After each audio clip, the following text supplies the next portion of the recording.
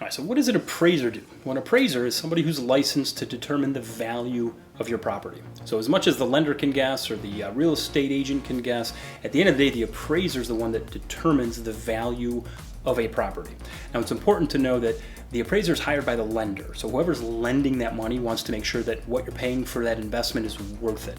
So the biggest thing they do is determine the value based on recent sales, what the market's doing, and the condition of the overall property. So they go out there, report back to the lender to make sure that the value is there for that mortgage. Now, they will give some type of condition update and make sure that the home's operational and that there's no major deficiencies. But at the end of the day, if you really want to know the condition, you would hire an inspector.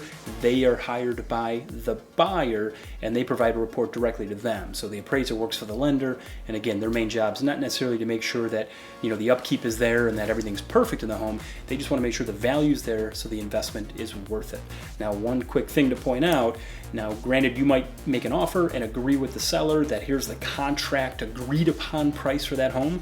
If the appraiser goes out and determines it's not worth it, we're going to have to reset those numbers and go back to the negotiating table because the lender will not lend above and beyond what the appraiser says it's worth.